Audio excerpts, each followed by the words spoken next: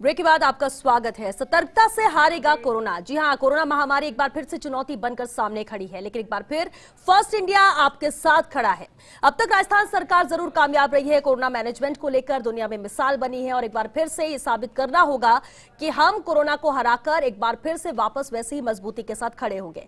सरकारी प्रयास तब तक नहीं कामयाब होंगे जब तक आप और हम साथ नहीं आएंगे। आइए हम मिलकर जरूरतमंदों की मदद करें और सबसे अहम जरूरी है कि जो कहा जा रहा है गाइडलाइन की पालना करने के लिए उसकी पालना करें। लेकिन अभी हम कोरोना प्रबंधन में किस जगह खड़े हैं, इसी पर आज हम चर्चा करेंगे और चर्चा के लिए बेहद खास मेहमान हमारे साथ जुड़ चुके हैं। हमारे साथ कांग्रेस नेता मौजूद है राजेंद्र आर्य जी, बीजेपी नेता राखी राठौर जी हमारे साथ जुड़ चुकी हैं, सीएमएचओ जयपुर डॉक्टर नरोत्तम शर्मा जी हमारे साथ हैं और साथ ही संपादकीय सलाहकार फर्स्ट इंडिया आशुतोष शर्मा जी भी हमारे साथ जुड़ चुके हैं। बहुत स्वागत है आप सभी का।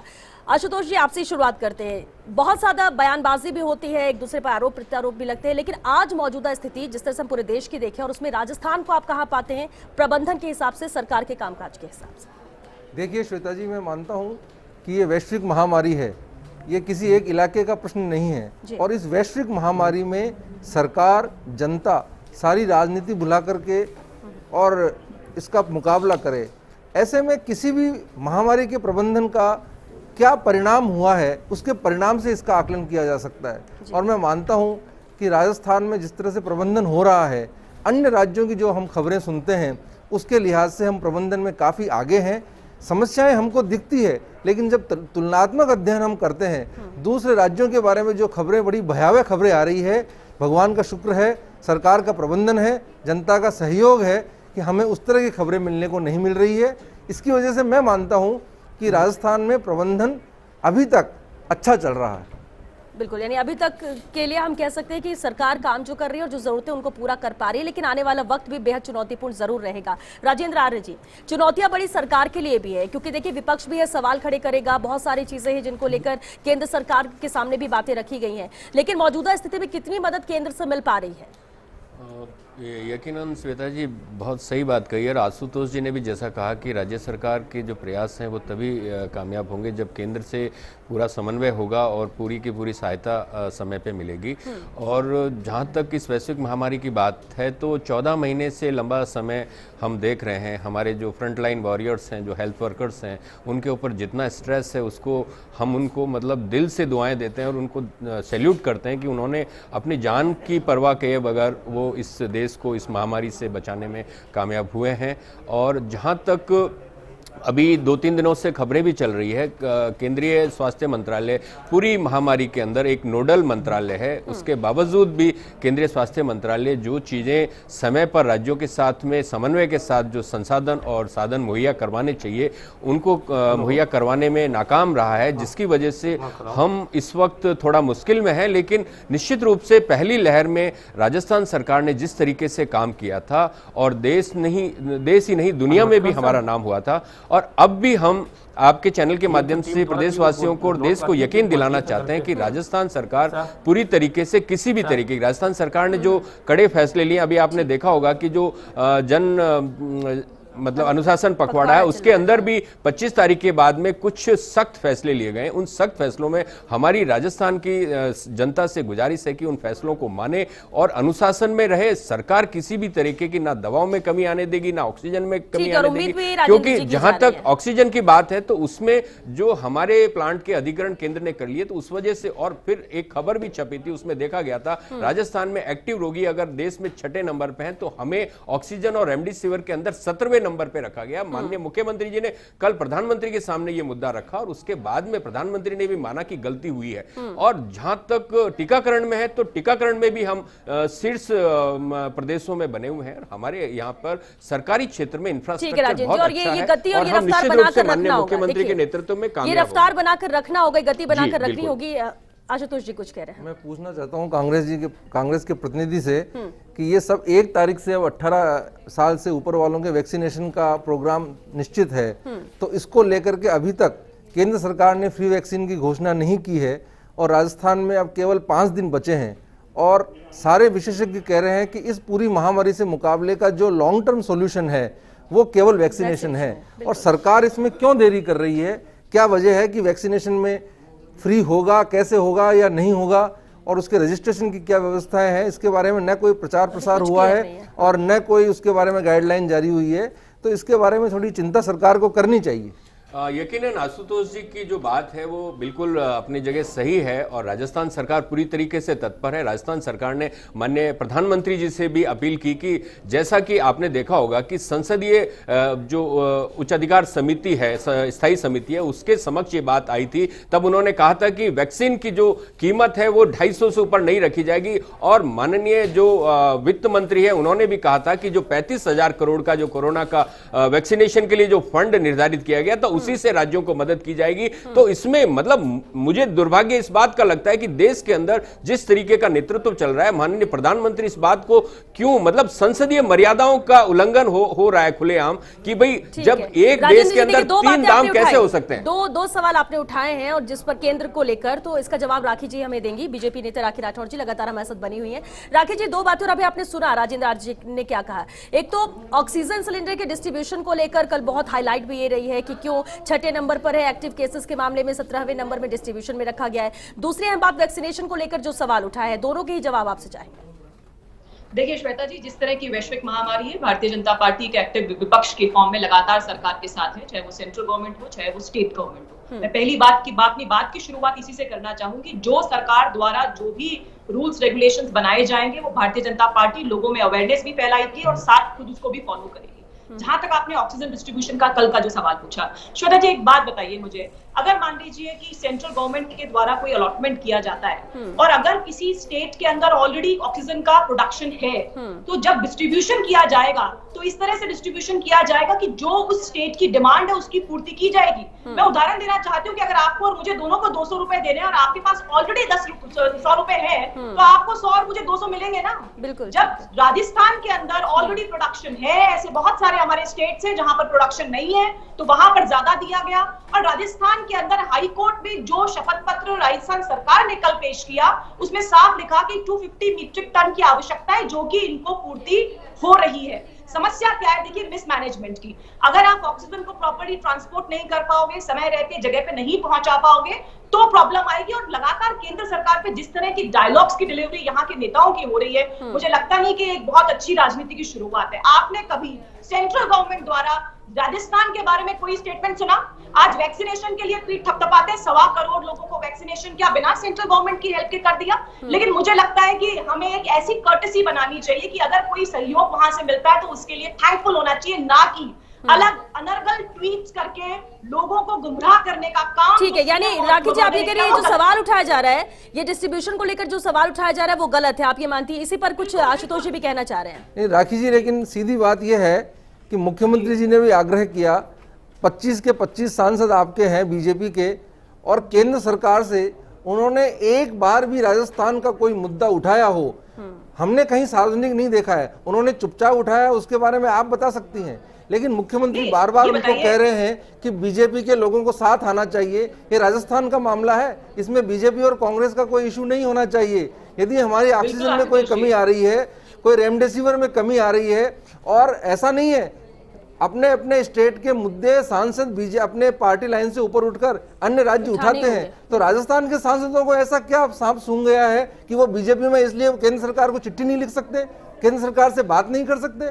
ऐसा नहीं होना चाहिए। बिल्कुल आशुतोष जी, जैसे आपने कहा कि अगर प्रॉब्लम होगी तो निश्चित तौर पे हर जनप्रतिनिधि की जिम्मेदारी है कि वो अपनी जो है जिम्मेदारी यहाँ पर निभाए। लेकिन प्रॉब्लम तब है ना जब आपको 250 मीट्रिक टन आप मांग रहे हो, आपके पास अवेलेबल है। मेरे पास पूरा बाइफर्केशन है कि भिवाड़ी से आपको 80 मीट्रिक टन मिल रही है, बहुत से CII के जो स्टेट यूनिट्स हैं वो आपको ऑक्सीजन प्रोवाइड कर रहे हैं। जब आपके प्रोडक्शन में प्रॉब्लम हो तब सांसद लोग जाकर के कह सकते हैं कि और कोटा बढ़ाया जाए, लेकिन जब आपके पास ऑलरेडी ये कोटा अवेलेबल है तो उसका क्यों नहीं प्रॉपर डिस्ट्रीब्यूशन हो रहा? गजेंद्र सिंह जी शेखावत साहब ने कल 50 लाख रुपए सिलेंडर खरीद के लिए दिए, राज्यवर्धन सिंह जी राठौड़ साहब ने दिए, कालीचरण सराफ साहब ने दिए, सब लोग राजस्थान के लिए दे रहे हैं, अपनी अपनी भूमिका सब निभा रहे हैं। भारतीय जनता पार्टी ने सेवा ही संगठन नाम से कार्यक्रम चलाया है जो हम अपने लेवल पे, चाहे वो अवेयरनेस फैलाना हो, चाहे शमशान घाटों में लोगों की हेल्प करनी हो, वैक्सीनेशन को लोगों के लिए लोगों को प्रोत्साहित करना हो, मास्क लगाने के लिए प्रोत्साहित करना हो, ये सब काम हम लोग कर रहे हैं। ठीक है राकेश जी, आप ये कह रहे हैं कि विपक्ष के तौर पर भी और जो सांसद है वो भी अपनी भूमिका निभा रहे हैं यहाँ पर मदद के तौर पर। और पहली बात यही है कि यहाँ राजस्थान फर्स्ट ही सबका उद्देश्य होना चाहिए, ना कि बीजेपी कांग्रेस। और बिल्कुल, और जिस तरह से महामंथन में पीएम ने भी कहा कि सबको साथ चलना होगा, सब साथ आएंगे तभी इस महामारी से पर हम जीत हासिल कर सकेंगे, पीएम ने भी कहा है। और एक मैसेज यही है कि फिर किसी भी राज्य में कोई भी सरकार हो, अभी कोई सरकार कोई पार्टी ऊपर नहीं है, अभी ये महामारी है जिस पर नियंत्रण करना ही सबसे अहमियत है, और ये पीएम ने भी बात कही। राकेश जी, रुक करेंगे आपका वापस, लेकिन हमारे साथ जयपुर से एमएचओ डॉक्टर नरोत्तम शर्मा जी भी लगातार बने हुए हैं। डॉक्टर नरोत्तम, देखिए इससे पहले भी हमने चर्चा की थी सर, जब आपसे बहुत सारे हमने इन्फॉर्मेशन भी ली थी कि आखिर किस तरह के इंतजाम है ऑक्सीजन सिलेंडर्स को लेकर, रेमडेसिविर को लेकर, जिस तरह से ब्लैक मार्केटिंग हो रही है, बहुत सारी जानकारी आपने दी। लेकिन आज की तारीख में 24 अप्रैल, जिस तरह से आंकड़े लगातार बढ़ रहे हैं, कितनी तैयारी है प्रदेश सरकार की, कहां पर कमी नजर आ रही है और कैसे उसे पूरा करने की आप लोग कोशिश कर रहे हैं?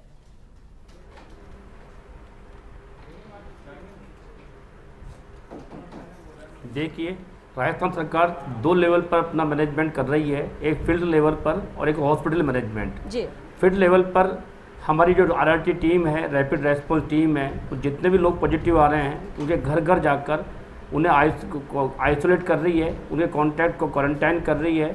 पुलिस विभाग उनको पाबंद कर रहा है अंदर रहने के लिए, जिला प्रशासन कंटेनमेंट जोन बना रहा है।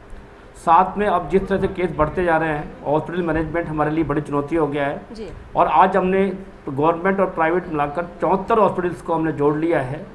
लगभग 12,000 बेड हमारे पास टोटल बेड में से 7,500 बेड हमने कोविड के लिए अधिकृत कर लिए हैं और अभी 5,186 पेशेंट उन पर भर्ती है। लगभग 4,000 पेशेंट्स हैं जिनको ऑक्सीजन की आवश्यकता है और इस ऑक्सीजन का मैनेजमेंट करने के लिए हमने जिला स्तर पर एक ADF first, additional drug controller और एक चिकित्सा अधिकारी के साथ टीम बनाकर 24 घंटे लगातार प्राइवेट हॉस्पिटल्स और गवर्नमेंट हॉस्पिटल सबको ऑक्सीजन उपलब्ध कराने की प्रक्रिया शुरू की है। जहाँ से भी सूचना प्राप्त होती है वहाँ से आधा घंटे से लेकर 1 घंटे में हम गैस सिलेंडर उपलब्ध करवाते हैं। ये प्रक्रिया लगातार जारी है। कोई भी मरीज ऐसा नहीं हो जिसको ऑक्सीजन कमी करने परेशानी हो, इसका पूरा ध्यान रखा जा रहा है जी। बिल्कुल डॉक्टर नरोत्तम, और भी कुछ अहम जानकारी जो आपसे हम जरूर लेना चाहेंगे, लेकिन फिलहाल एक छोटे से ब्रेक के लिए हम रुकेंगे। ब्रेक के बाद भी चर्चा जारी रहेगी, आप बने रहिए हमारे साथ। सतर्कता से हारेगा कोरोना, हम चर्चा इसी पर कर रहे थे कि आखिर प्रदेश में किस तरह की चुनौतियां रहेंगी, कैसा मैनेजमेंट यहां पर होना चाहिए, अब तक क्या कुछ किया गया और कैसे हालात दूसरे राज्यों से बेहतर राजस्थान में है। हमारे साथ बेहद खास मेहमान लगातार बने हुए। चलिए एक बार फिर से चर्चा का रुख करते हैं। आशुतोष जी, इससे पहले हम बात भी कर रहे थे, राखी जी ने भी अपनी बात रखी कि जो सवाल केंद्र पर उठ रहे हैं वो गलत है, मैनेजमेंट की बात यहाँ पर की जा रही है, लेकिन अभी तक में व्यवस्थाओं को लेकर अगर सवाल विपक्ष उठा भी रहा है तो क्या मैनेजमेंट अब तक का सही है राजस्थान में? देखिए श्वेता जी, मैनेजमेंट की जहाँ तक बात है, स्टेट का नेतृत्व जो हमारे चीफ मिनिस्टर हैं उनके बारे में कोई संशय नहीं है। केंद्र में और पूरे देश में मोदी, प्रधानमंत्री मोदी की वर्किंग की बात होती है कि वो बड़े मेहनती हैं। उसी लिहाज से राजस्थान में चीफ मिनिस्टर अशोक गहलोत 18 घंटे काम करते हैं और जिस तरह से एक वैश्विक महामारी का मुकाबला राजस्थान कर रहा है, जो मेरी जानकारी है उसके हिसाब से 18 घंटे में से 16 घंटे वो कोरोना महामारी के प्रबंधन में लगे हुए हैं। हर जगह से फीडबैक लेना है अपने पार्टी के लोगों से, दूसरे जनप्रतिनिधियों से और अधिकारियों से, और किस तरह से जनता को रिलीफ पहुंचाई जाए, किस तरह से मैनेजमेंट किया जाए। इसी में देखिए आप कि जिस तरह से पहले 14 तारीख को गाइडलाइन आती है, फिर 18 को आती है, फिर 20 को आती है और कल फिर एक नई गाइडलाइन आती है, तो जिस तरह से फीडबैक मिल रहा है उस तरह से उस गाइडलाइन में लगातार जो है परिवर्तन करके और किस तरह से रिलीफ दिया जाए। आप देखिए कि छोटे छोटे तबके हैं, फूल माली है, उनको रिलीफ मिले, चारा लोगों को नहीं मिल रहा है, तो उसको उन चीज़ों को उन्होंने जोड़ा है इसमें। और एक तरफ उनकी ये भी चिंता है कि लॉकडाउन, जो कथित लॉकडाउन है, उसका पूरा कंट्रोल अभी नहीं हो रहा है, लोग अभी भी बाहर निकल रहे हैं, तो उसको कैसे रेस्ट्रिक्ट किया जाए। इस लिहाज से उन्होंने जो 6 से 11 का प्रतिबंध लगाया है कि उसी में जो लोग निकले और बाकी एक तरीके से कंप्लीट लॉकडाउन रहे, ये एक सोचने वाली बात है। दूसरी तरफ वो एडमिनिस्ट्रेटिवली और पॉलिटिकली केंद्र सरकार से भी लड़ रहे हैं।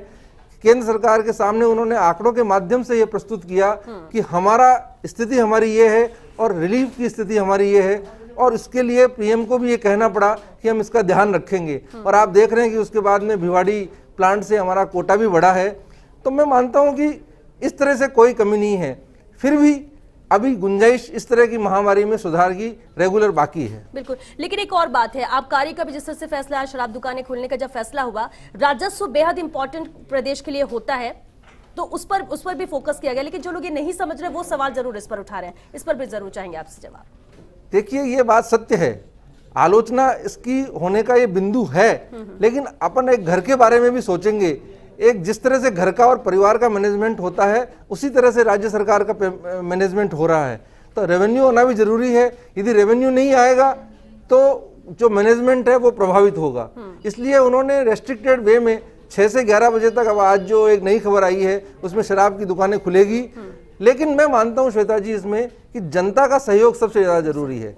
जनता को इस बारे में देखना चाहिए कि इस पूरे मैनेजमेंट में सरकार की मदद करे, क्योंकि ये मदद सरकार की मदद नहीं है, इसमें पक्ष विपक्ष का मामला नहीं है, ये खुद की जान बचाने का संकल्प है। सरकार यदि जो भी मैनेजमेंट कर रही है, सरकार जो भी कदम उठा रही है, वो जनता के हित में उठा रही है, जनता को बचाने के लिए उठा रही है, तो उसको सबको इसमें मदद करनी चाहिए। बिल्कुल। राखी जी, कल भी हम चर्चा कर रहे थे, जब ये सवाल उठते हैं या केंद्र सरकार पर सवाल अगर राज्य सरकार उठाए या फिर बीजेपी कांग्रेस से जब अपने अपने बयान आते हैं, लेकिन इस बीच देखिए दो अहम बातें। पीएम भी कहते हैं कि सबको साथ चलना है।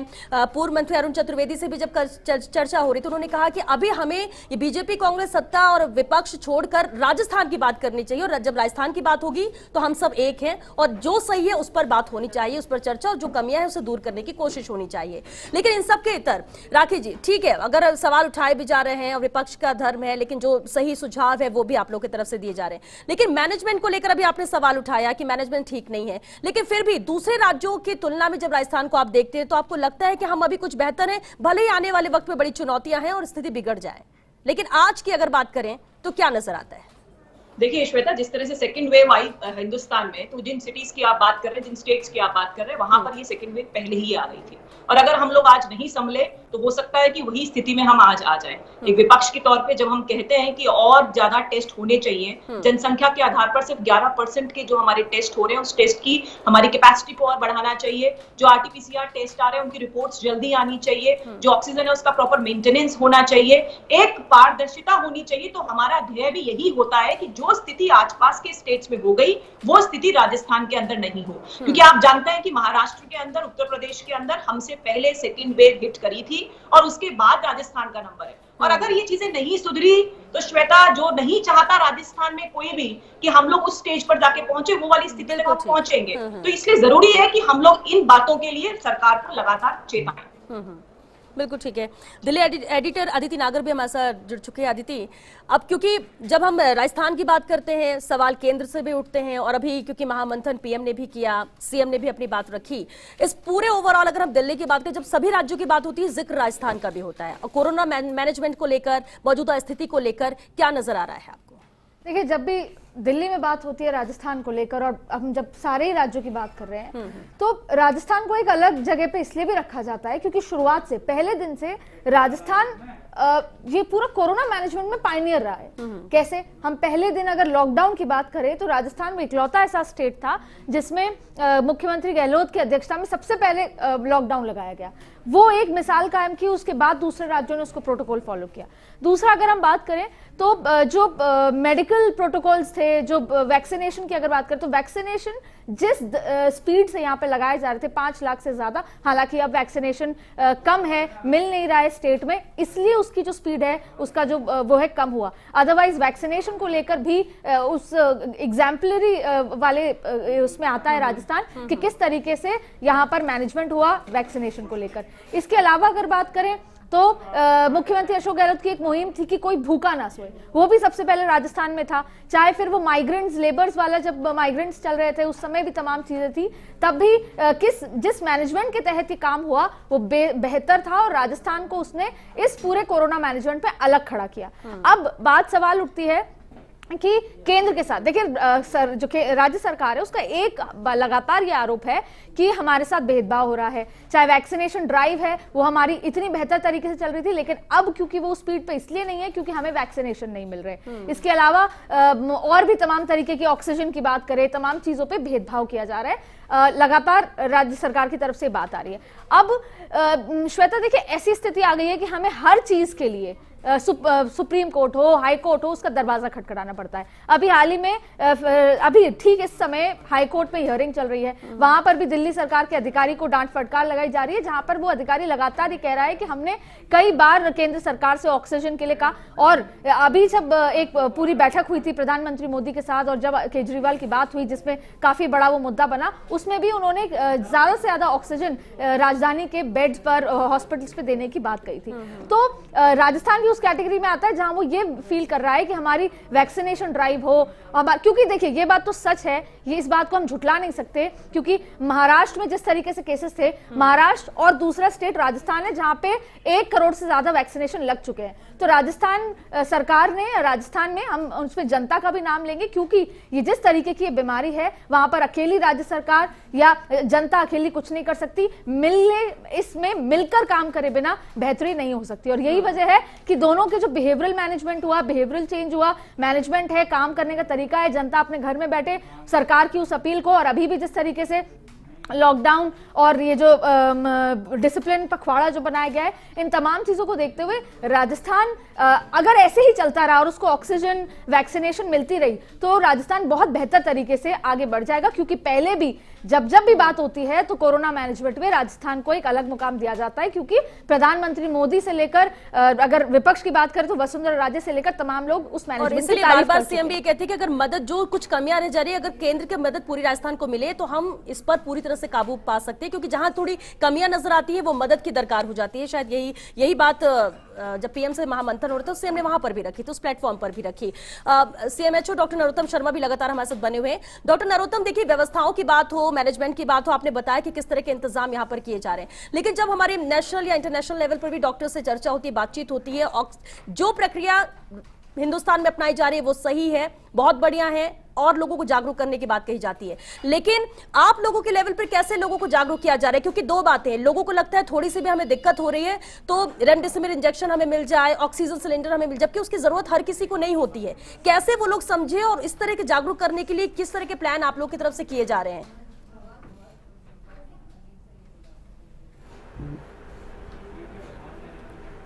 देखिए, जो मेडिकल टीम है, पुलिस विभाग की टीम है और जिला प्रशासन की टीम है, तीनों मिलके हम ये काम को संभाल रहे हैं कि लोगों को कैसे अवेयर करें कि अपने को क्या बीमारी के क्या लक्षण है, कैसे अपने को इसका होम आइसोलेटर की ट्रीटमेंट करना है या आवश्यकता पड़ने पर हॉस्पिटल जाना है।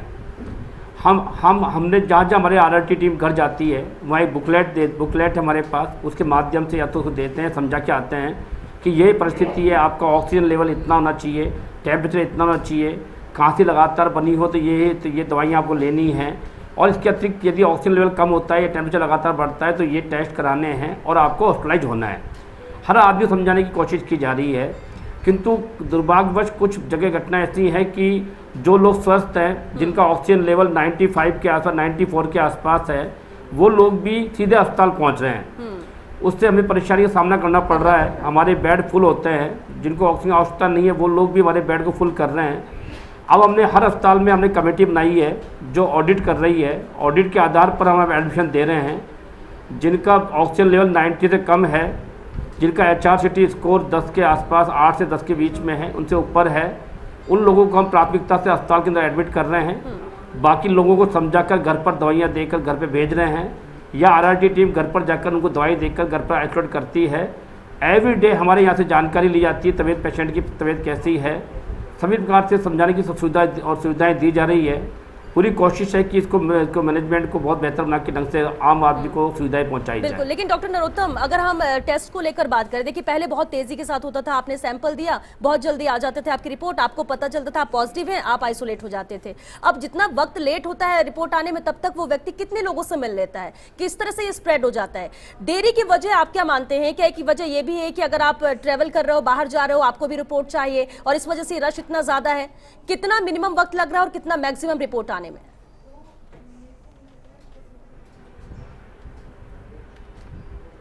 देखिए, टोटल हमारे यहाँ पर 24 लैब है, 3 सरकारी लैब है, 21 प्राइवेट लैब है, जहाँ पर टेस्ट सुविधा उपलब्ध कराई गई है। और आज हम 12,000 से ज़्यादा टेस्ट पर डे कर रहे हैं।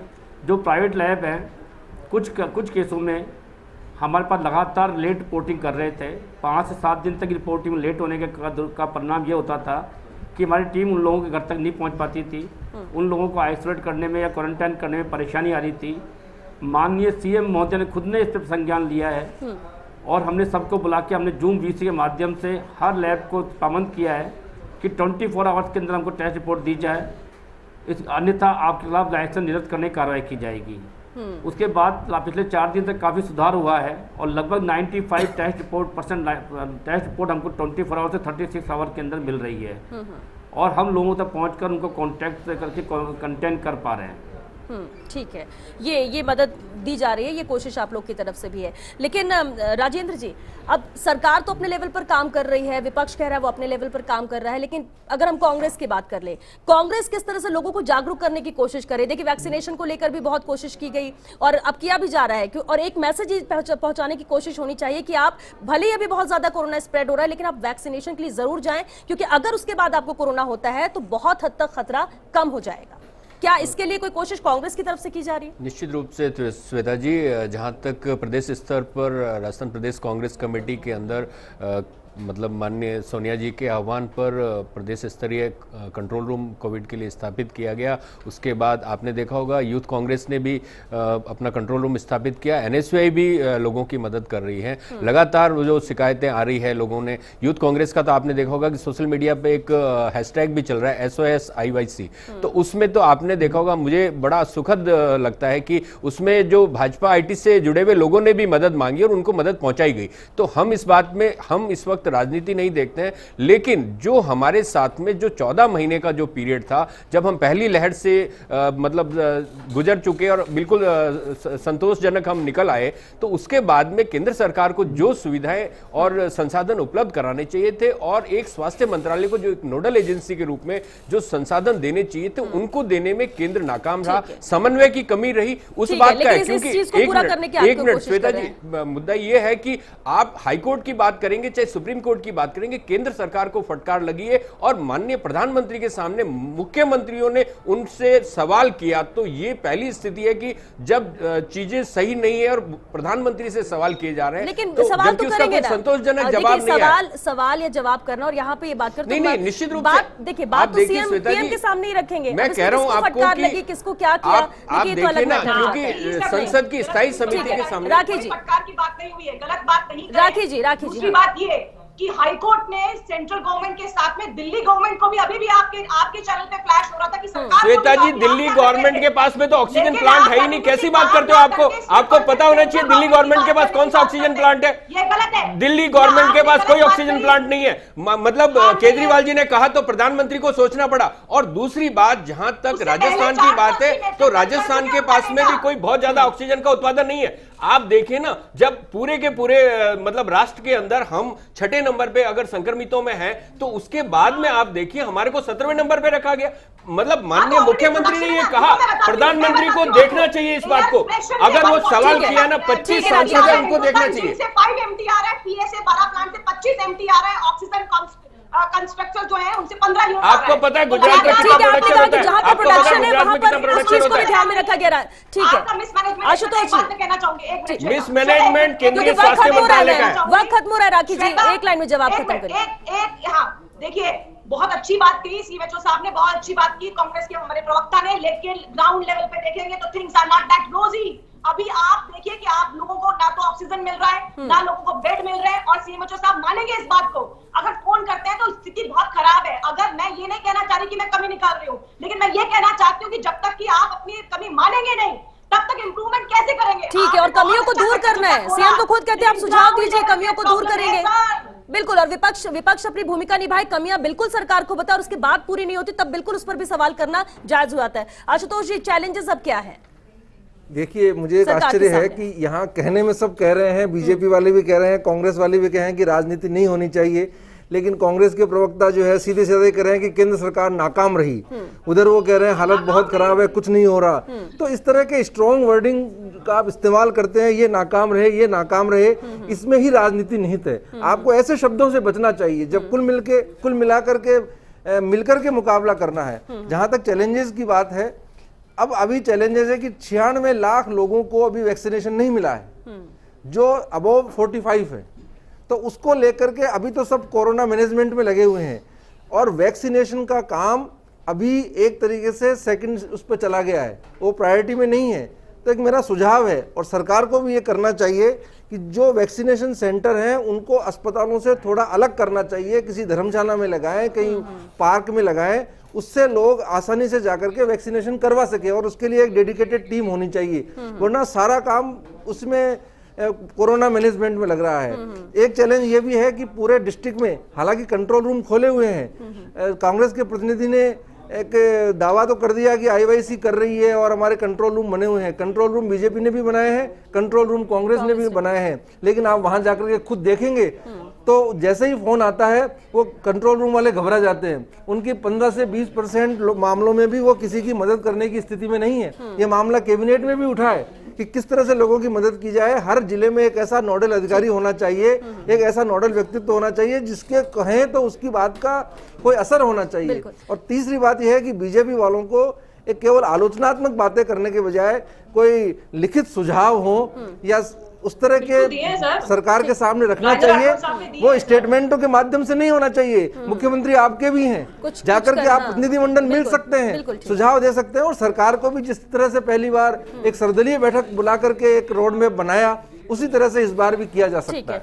अदिति, क्योंकि वक्त भी खत्म हो रहा है, एक लास्ट कमेंट्स आपसे ओवरऑल चाहेंगे। जिस तरह से अभी राजेंद्र जी ने भी कहा कि वहां फटकार लगी सरकार को, महामंथन भी हुआ, सभी सीएम भी जुड़े, और वो तो एक प्लेटफॉर्म जरूरी भी था कि सीएम सब अपनी बात रख सके, क्योंकि केंद्र से ही तो मदद चाहिए, कहाँ क्या जरूरत है वो पीएम को भी पता चल सके, फीडबैक मिल सके।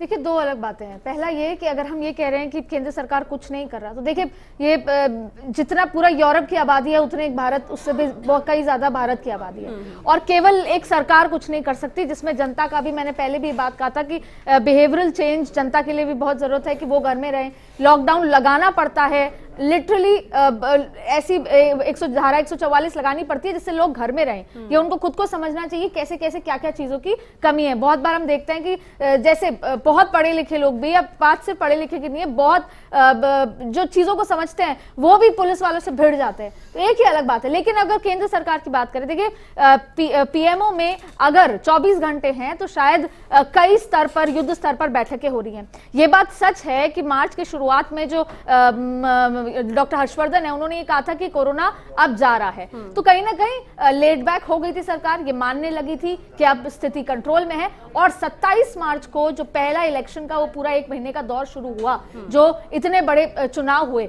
उससे चीजें स्थिति खराब हुई। तो ये बात सही है कि इस 1 साल में हमने कोरोना के साथ चुनौती भी करी। एक समय आया जब हमारे देश के प्रधानमंत्री को वैक्सीन गुरु भी कहा गया, लेकिन हम शायद ये भूल गए कि अगर जैसे फ्रांस में, जहां पे इतना मेडिकली इक्विप्ड और मेडिकली इंटेलिजेंट वो कंट्री है, फिर भी वहां पे सेकंड वेव आई तो क्या स्थिति रही। इजराइल, बहुत सारी, ऑस्ट्रेलिया, आज ऑस्ट्रेलिया में बिना मास्क के लोग घूम रहे हैं। लोगों ने रिकूप किया है, सेकंड वेव से भी किया है, लेकिन उसके लिए लगातार युद्ध स्तर पर, जब कोरोना में हम नीचे भी गए, जब नंबर्स नीचे गए, हमारे यहाँ भी ऐसा था कि सितंबर के बाद से नंबर्स नीचे जाने लगे थे, तब हमने ये पीछे से हमने बेड्स, ऑक्सीजन, तमाम तरीके के जो एक मैनेजमेंट होता है उसमें कहीं ना कहीं ढिलाई छोड़ दी, और हमने एज अ देश में कहूंगी पूरा कंसंट्रेशन बंगाल और देश भर के चुनाव में लगा दिया। और क्रिकेट का जो होश था, चाहे फिर उत्तर प्रदेश में जो इतनी बड़ी संख्या में लोग जुटे, और फिर चुनाव, यही एक स्थिति थी जिसकी वजह से ऐसी स्थिति है। लेकिन अब चाहे केंद्र सरकार हो, राज्य सरकारें हो, किसी भी तरह की, सबको मिलकर इंक्लूडिंग जनता काम करना होगा,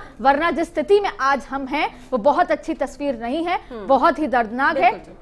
इसके लिए आरोप प्रत्यारोप, जैसे आशुतोष जी ने कहा कि आरोप प्रत्यारोप छोड़कर यहां पर एक दूसरे को सही सलाह देते हुए, सबकी जिंदगियां बचाते हुए, एक दूसरे की मदद करते हुए हमें काम करना होगा। और केंद्र सरकार को, मुख्यमंत्री अगर कोई बात कह रहे हैं तो उसको सुनना भी होगा, ना कि उससे ऑफेंड हो जाना होगा। जिस तरह की चीजें हो, सुनकर सुझाव को लेकर सबकी मदद करनी होगी। बिल्कुल, बहुत शुक्रिया आप सभी का इस चर्चा में शामिल होने के लिए। और एक ही बात कह रहे हैं, हमारा भी उद्देश्य यही था चर्चा करने का कि जो भी चीजें हैं वो सामने आए प्लेटफॉर्म पे, जो अच्छा कर रहा है वो अच्छा कर रहा है, जहां कमियां हैं वो कमियां सामने आए। लेकिन बार बार हम एक बात कह रहे हैं कि हम इस पर जीत हासिल करेंगे, लेकिन करेंगे कैसे? मुख्यमंत्री कह रहे हैं कि साथ आइए, आपको मदद के लिए बोल रहे हैं। मदद आपको सिर्फ इतनी करनी कि जो गाइडलाइन है उसकी पालना कर लीजिए, मास्क लगा लीजिए, दूरी बनाकर रखिए, बेवजह घर से मत निकलिए, और सबसे अहम बात कि स्टोरेज मत करिए ऑक्सीजन सिलेंडर का, इंजेक्शन का, जो जरूरत नहीं है। जो डॉक्टर कह रहे हैं बस उतना मान लीजिए, तो आप खुद भी सुरक्षित रहेंगे, अपनों को भी सुरक्षित रहेंगे, और इस तरह से आप मदद सरकार की भी करेंगे। चलिए, इसके साथ हमें दीजिए इजाजत।